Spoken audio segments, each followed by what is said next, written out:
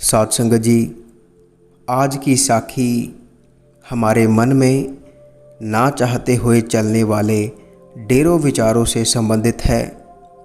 जब हमारे मन में ना चाहते हुए ऐसे ऐसे विचार आने लगते हैं जो कि नहीं आने चाहिए, तो उसे कैसे रोका जाए, उसका कैसे सामना किया जाए, तो आज की साखी में हमें इसी के बारे में पता चलेगा।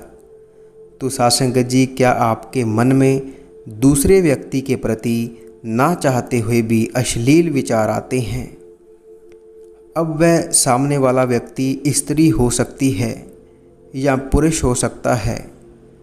और साध संगत जी, अगला प्रश्न यह है कि अपने अंदर की ओर कैसे मुड़ा जाए और भजन बंदगी के ज़रिए अपने भीतर की तरफ कैसे उतरा जाए और मन का साक्षी कैसे बना जाए।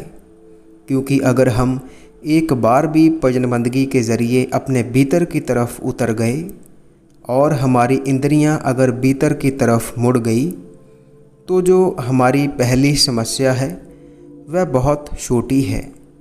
ऐसी बहुत सारी छोटी छोटी समस्याएं अपने भीतर जाने से हल हो जाएंगी। तो अगर आप जानना चाहते हैं कि अपने भीतर कैसे जाया जाए, कैसे मन को अंदर की तरफ मोड़ा जाए, तो आपको इस साखी को पूरा सुनना होगा।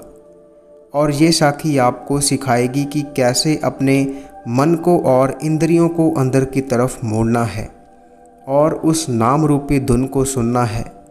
तो साखी को पूरा सुनने की कृपालता करें जी। साध संगत जी, एक राजा अपना राज छोड़कर रूहानियत की खोज के लिए चल पड़ा और अचानक से उसके अंदर मालिक के नाम की तड़प पैदा हुई, जिसके कारण उसने अपना राज तक त्याग दिया और सन्यासी बन गया और एक पूर्ण संत महात्मा की खोज में निकल पड़ा, जो कि उसे रूहानियत के बारे में बता सके, उसका मार्गदर्शन कर सके। तो जब उसका मिलाप एक महात्मा से हुआ, तो जब वह उनके पास गया तो उसने अपनी रूहानियत की तड़प उनके सामने रखी कि मुझे रूहानियत चाहिए, कृपया मुझे अपना शिष्य बना लीजिए। तो उनकी ऐसी तड़प देखकर उन्होंने उसे अपना शिष्य बना लिया। और उस गांव में उस महात्मा की एक सेविका रहती थी, जो कि सुबह शाम उस महात्मा को खाना दिया करती थी, उनको भोजन देने जाया करती थी और उनकी सेवा में हाजिर रहती थी। तो जब वह राजा उस महात्मा का शिष्य बन गया, तो उस महात्मा ने उसे उस सेविका के घर भिक्षा मांगने के लिए भेज दिया। और जब वह भिक्षा मांगने गया, तो रास्ते में सोचता जा रहा था कि मैं एक राजा था और मुझे अच्छे अच्छे पकवान खाने को मिलते थे, अच्छा अच्छा भोजन मुझे खाने की आदत थी। तो जब वह उस सेविका के घर गया और उसका दरवाज़ा खटखटाया, सेविका ने आकर दरवाज़ा खोला और उसका स्वागत किया और उसे अंदर आने के लिए कहा। और जब उसने उस महात्मा का नाम बताया, तो वह सेविका समझ गई थी और वह उसके लिए भोजन तैयार करने रसोई में चली गई।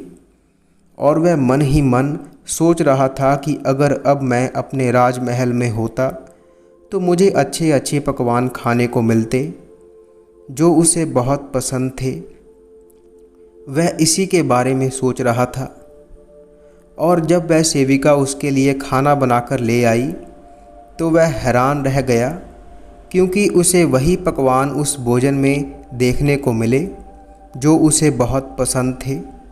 वही पकवान उस सेविका ने उसके लिए हाजिर किए और उसने भोजन किया। और भोजन करने के बाद वह सोच रहा था कि मुझे भोजन करने के बाद आराम करने की आदत थी, लेकिन अब तो मुझे धूप में चलकर मुझे वापस जाना पड़ेगा। तो उस सेविका ने उसे आराम करने के लिए कहा और उसके मन में तभी यह बात आई कि मैं आराम करने के बारे में सोच ही रहा था और उसी समय इन्होंने मुझे आराम करने के लिए कह दिया। तो उसने इस बात को संयोग समझा और उसके बाद वह वहाँ पर आराम करने लग गया। और जब वह वहाँ पर आराम कर रहा था तो वह मन ही मन सोच रहा था कि ना तो मेरे पास घर है, ना ही परिवार है और ना ही सिर पर छत है। अभी थोड़ी देर में मुझे यहाँ से विदा लेनी होगी। तो उस सेविका ने उसी समय कहा कि आप ऐसा क्यों सोच रहे हैं कि आपके पास घर नहीं है, परिवार नहीं है और सिर पर छत नहीं है। यह घर भी आपका ही है। आप जितनी देर चाहो यहाँ पर आराम कर सकते हो।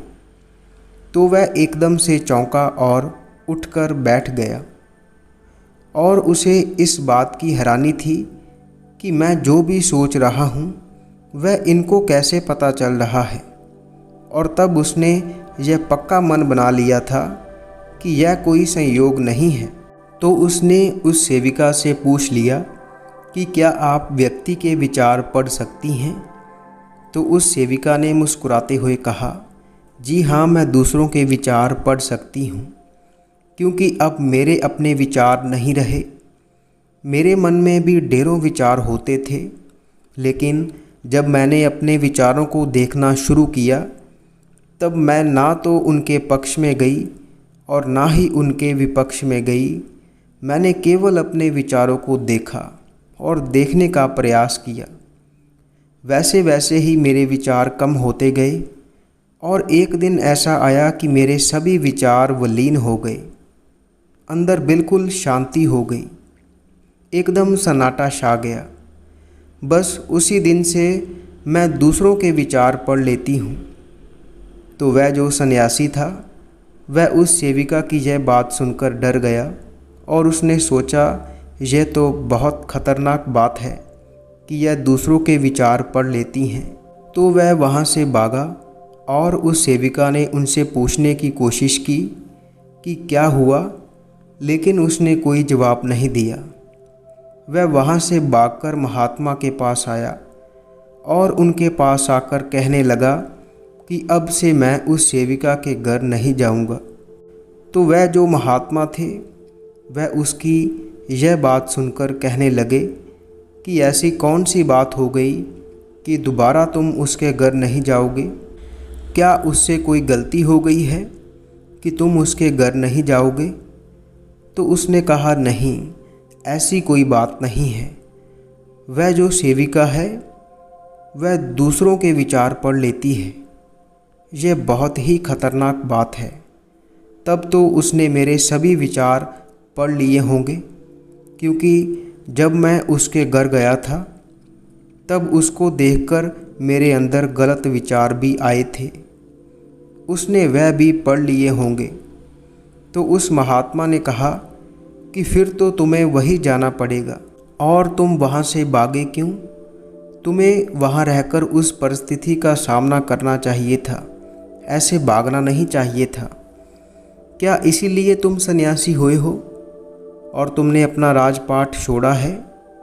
नहीं, तुम्हें फिर से दोबारा वही जाना होगा। यह मेरा हुक्म है।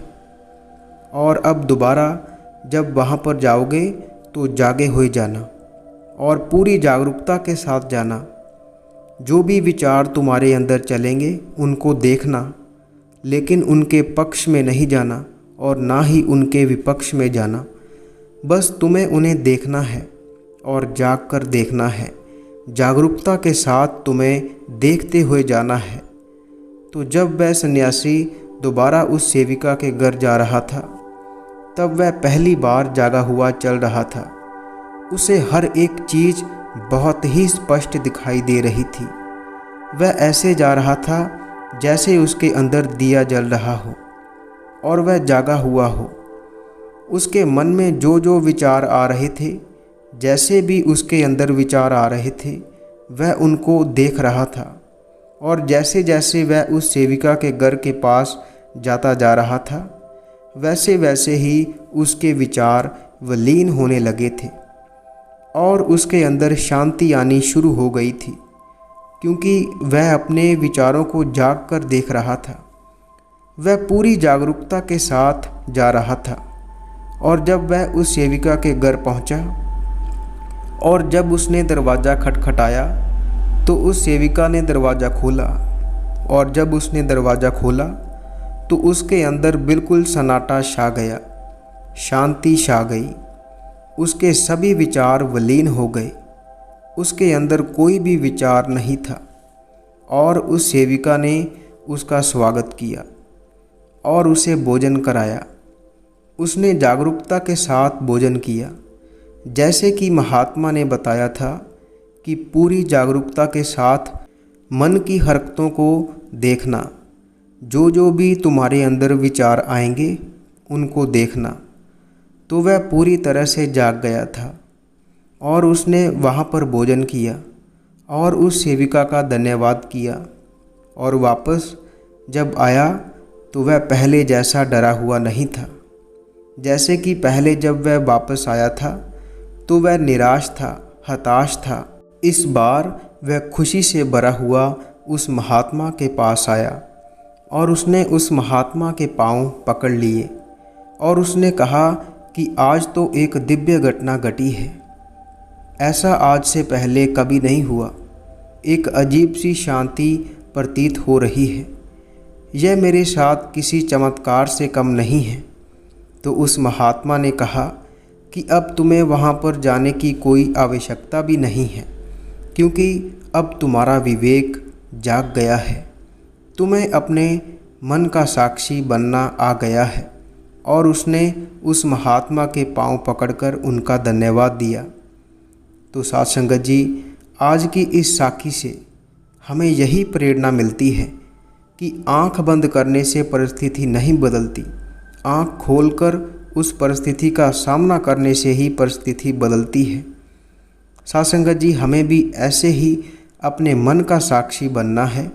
हमारे अंदर जो फालतू के विचार चलते हैं, हमें इनका साक्षी बनना है। हमें ना तो इनके पक्ष में जाना है और ना ही इनके विपक्ष में जाना है। हमें केवल इनको देखना है और साक्षी बनकर देखना है।